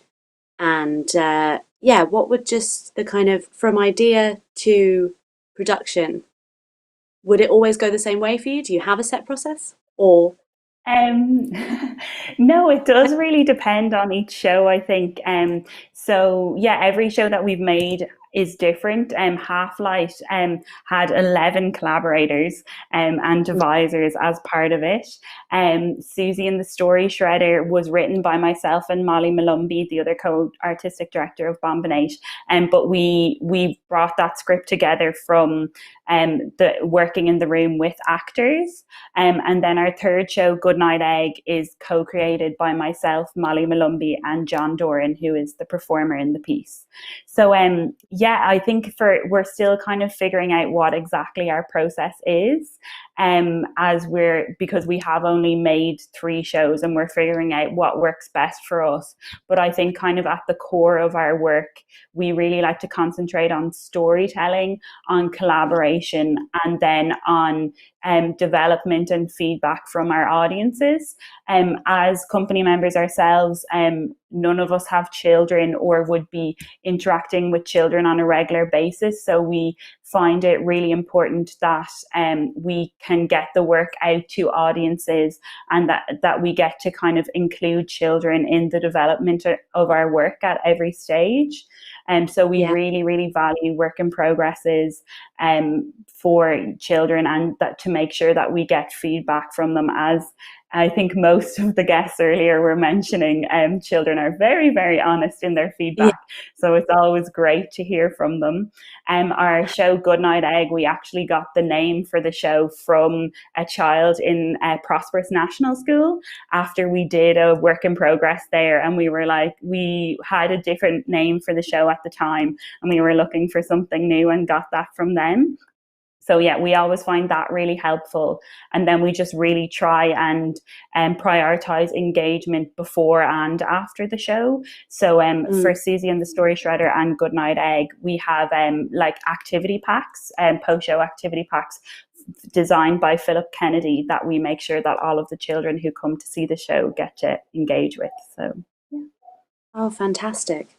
And so to kind of zone in on Goodnight Egg for a moment, which you were talking about. So we had Baboro on the show earlier and mentioned Grow. So Goodnight Egg was developed with Baboro's Grow program. So could you tell me a bit about how the engagement with Baboro worked and kind of the experience within that process?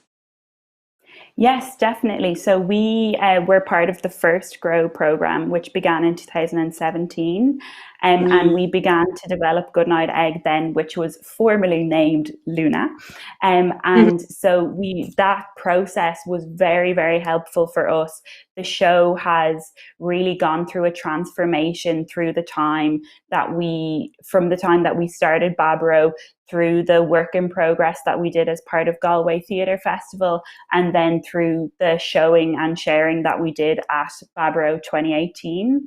I think one of the really valuable things for us that year was that we were able to attend Wide Eyes, which was a festival that was part of a small size network that was in Galway in February 2018, and that as part of Baboró we were able to attend, as part of Pathways to Production, we were able to attend, and that was specifically a festival for early years work. And because Goodnight Egg was our first early years show, it was really, really beneficial to see so much different work from different countries and to be able to engage with artists from these countries and have discussions and kind of get feedback and advice on the new journey we were taking with that age group. Yeah, so yeah, amazing. So Baboró have really been very helpful and it's been a great resource for us throughout. So beneficial for your development as a company, and to the fantastic quality of work that you do for your young audiences. Now, I have heard that you are going to be getting quite busy soon. Yes. Could you tell me a little bit about your plans, your upcoming future plans? The hot scoop. Yes. So we found we found out. Sorry. Oh, I just laughed. Don't worry, don't mind me. Okay. I'll just try to play in the background.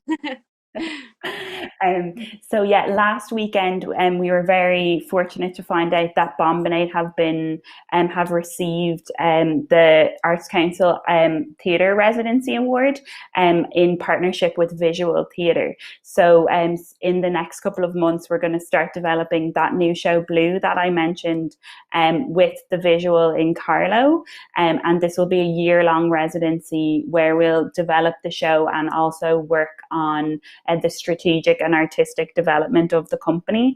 So this is a really big and a kind of exciting time for us. So we're very excited for that.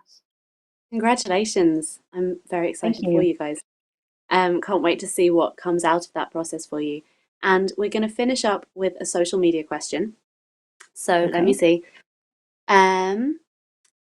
Very interested in the program they did about depression. Will it be a similar process, or is it something that they think they will tackle at all in an artistic way? So I think this is in reference to, you mentioned the show about young people dealing with a parent with depression. Yes, Half-Light, yes. Yes. So Half-Light is a show that we have already made, and that is a show that explores a young person's journey and kind of coming to the realization that their parent has depression and kind of how they are working with that. So yeah, as in, I'm not sure if that specifically answers that question. I think the question maybe was just wondering more in depth about what the process was in terms of. Okay. Yes. I mean, perhaps was it an idea that you had and then scripted, or was it something that you kind of researched, and did you speak to maybe young children that were going through that, or did you have any company members maybe that had insight into that? Yes. So with that, Half-Light was the show that we developed with around 11 different collaborators. And this was a show that the aim of making that show was to try and make a show that was a lighthearted show, but that explored mental health.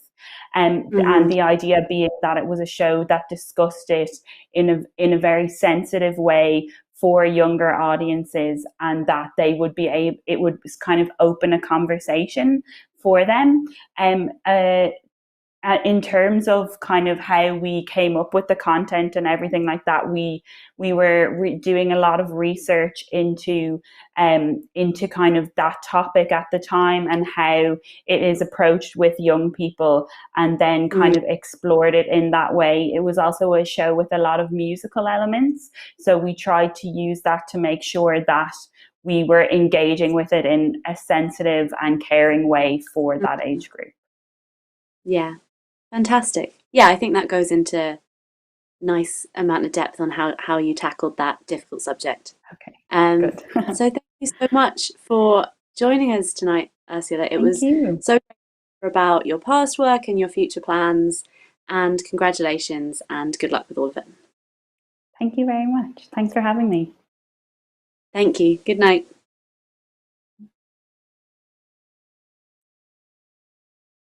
If you find value in Stage Door Live, please help us grow by letting your friends and followers know. If you're watching on Facebook, hit that follow button and give us a like.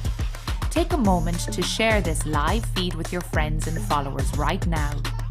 If you're watching us on YouTube, make sure to give us a thumbs up, subscribe to our channel, and click that bell to keep updated on our new and exclusive YouTube content. Creating live content is a costly endeavour. If you'd like to help us keep the conversations going, please hop on over to our Patreon page, where you can become a patron and gain access to exclusive patron-only content. Patreon.com/TheatreMakerIE. You can find us on most social media, Facebook, Twitter, Instagram and YouTube at TheatreMaker.ie. And catch additional news, blogs and sector coverage on our website, theatremaker.ie. Watch this space. There's more exciting content on the way from theatremaker.ie.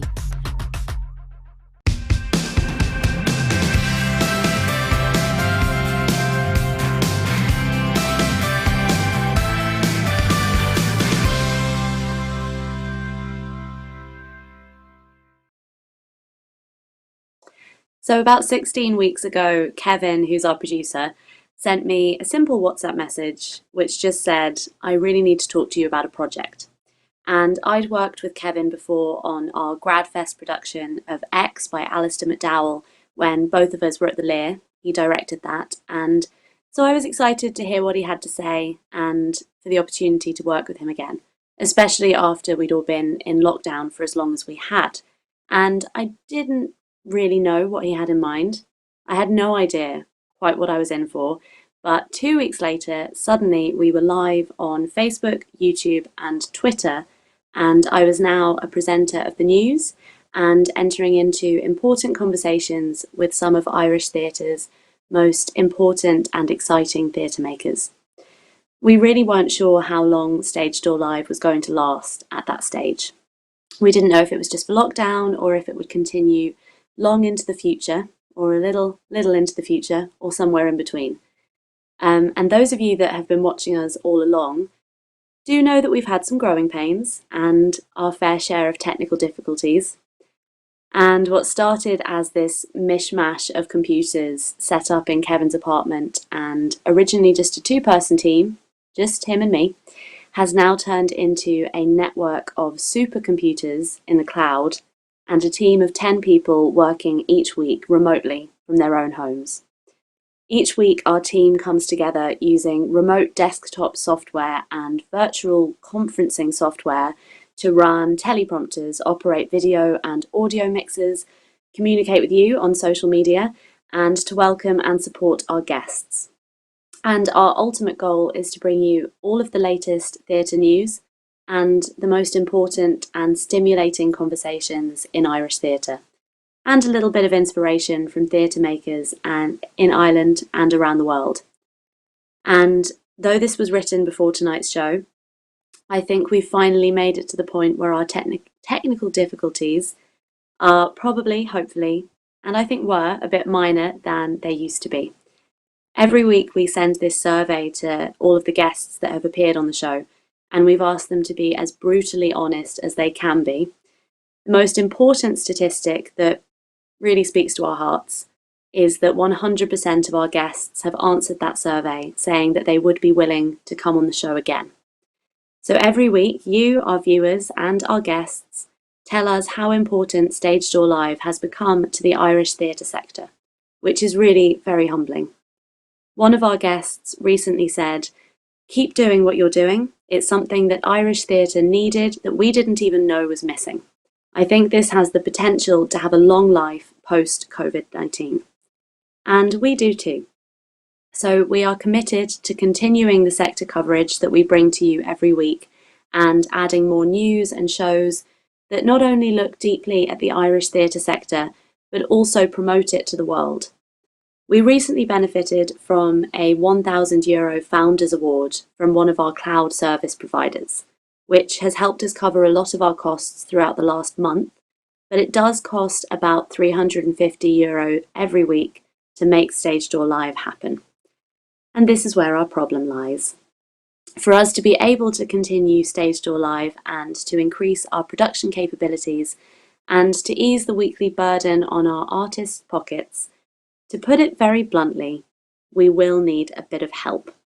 At this point in time, we are just weeks away from having to discontinue Stage Door Live, and so that is why we set up our Patreon. Patreon is a secure way to support artists that you love and even get some additional benefits and access from the relationship. Our patrons get behind-the-scenes access to theatremaker.ie, can become a member of our unofficial editorial review board, and become a valuable part of our support structure. You can subscribe to support us with ongoing donations of €5, €10 or €25 per month, And if each of our Facebook followers committed just €5 per month, we would be able to continue Stage Door Live and our other resources for a very, very long time to come. Theatremaker.ie really wasn't formed to be a business. It was formed to be a resource for and a champion of Irish theatre, and we hope that some of you are able to support us now and in the future.